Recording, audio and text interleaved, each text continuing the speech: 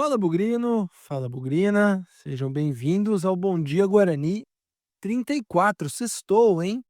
Hoje é sexta-feira, 21 de março de 2025. Tá começando o último Bom Dia Guarani dessa semana e olha, tá quase indo embora o mês de março, hein?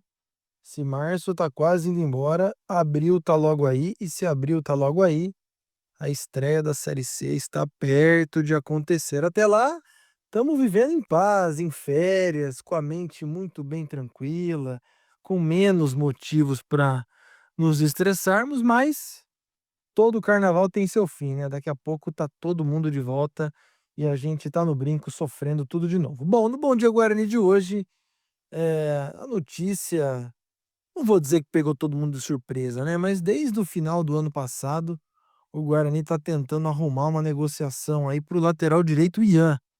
A gente já ouviu aí que o Red Bull estaria interessado, isso na virada do ano. Depois o Ian jogou um pouco o Paulistão, não foi lá muito bem também. No dia de ontem surgiu a notícia via o jornalista Lucas Lossafa que o Inter de Porto Alegre deve fazer uma proposta ou deve emprestar o Ian para o seu time sub-20 na disputa do Campeonato Brasileiro sub-20. É um movimento muito parecido com o que aconteceu com o Rafael Freitas, né? A gente falou sobre isso no Bom Dia Guarani de ontem. O Rafael, que era da base do Guarani, na verdade era do profissional, né? Ainda tinha idade de base. Ele foi para o Santos, tá bem, e aí o Santos deve manifestar o interesse e comprar o jogador, segundo as informações aí das redes sociais, da imprensa de Santos, por incríveis R$ 1.200.000. Isso pode acontecer com o Ian também, não sabemos o valor, não sabemos o modelo, mas como o Guarani ainda não está muito em condição de ceder jogadores para os times principais, né? Dos outros grandes clubes do Brasil, tá rolando um estágio aí, né? Talvez o Ian no sub-20 tente mostrar o seu valor e aí se mostrar, role o interesse de fazer uma compra, né? Mas no fim das contas, né, gente? Sejamos honestos e transparentes com a gente mesmo, né? O rebaixamento do Guarani, já repetidas vezes aqui eu disse, deixou um enorme buraco nas finanças do clube. Essa irresponsabilidade que foi derrubar o Guarani para a Série C, correr atrás de 3 executivos de futebol, 5 treinadores, um monte de jogador, acabou resultando, como a gente sabe, num grande buraco financeiro. A gente teve a notícia aí que em 2025 os salários estão em dia, mas no final do ano, os valores dos atletas, de quem está e de quem já saiu, eles foram parcelados, porque faltou dinheiro.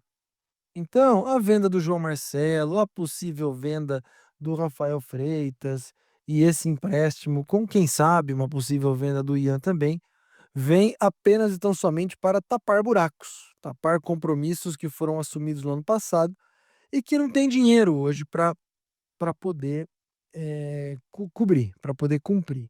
Então, essa é a triste sina da má gestão, essa é a triste sina da irresponsabilidade, e quem paga é o clube, quem paga é a instituição.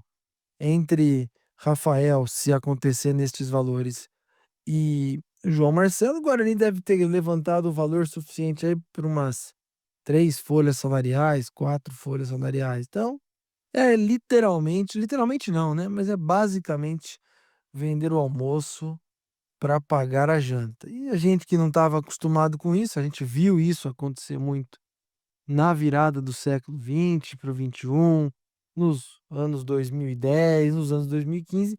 Desde o final aí a gente não via, né? Agora, infelizmente, estamos nos habituando a ver. É uma pena, mas é o que essa irresponsabilidade gerou como consequência. E aí, então, pode ser que sequer dispute o campeonato brasileiro da Série C. As opções para lateral direita podem se limitar ao Lucas Justen e ao Cauê, que na minha modesta e humilde opinião, o Cauê ainda não tem condição de jogar a Série C do Campeonato Brasileiro. Tomara que eu esteja errado, tomara que ele mostre o seu valor, mas eu não vejo isso acontecer. Bom, então, não há muitas notícias de pré-temporada. O que se sabe é que o Guarani já apresentou o atacante Samuel, o atacante Lucas Macedo, e que o Ryuta Takahashi, o japonês, supostamente já desembarcou. Belo verbo esse, hein? Desembarcou,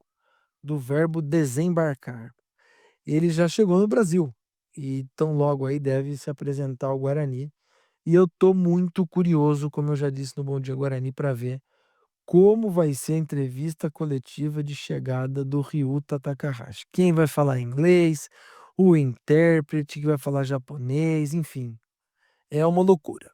Ainda sobre o Ryuta, para a gente arrematar, o pessoal do grupo Hospício Alviverde, os doidões lá, descobriram que o Ryuta mede 1,56 m, que ele é 3 centímetros menor que o Soteldo, que hoje é um dos menores jogadores em atividade do futebol brasileiro. O Soteldo que está no Santos, ele é venezuelano, e o Ryuta, o japonês, 3 centímetros menor. Este deve ser, eu não consigo provar, o jogador mais baixo em estatura da história do futebol do Guarani. Olha que loucura isso aí. Tomara que o futebol dele seja inversamente proporcional à altura, seja um grande futebol e venha aqui para agregar. Então, é isso, rapaziada. Sextou aqui no Bugrecast, sextou no Bom Dia Guarani. Que você aproveite bem a sua sexta, aproveite bem o seu final de semana.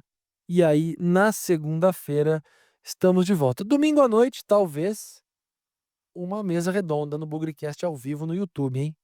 Vai deixando aí o seu like, o seu comentário. Aproveite o final de semana, sem nunca esquecer que na vitória ou na derrota, hoje sempre Guarani.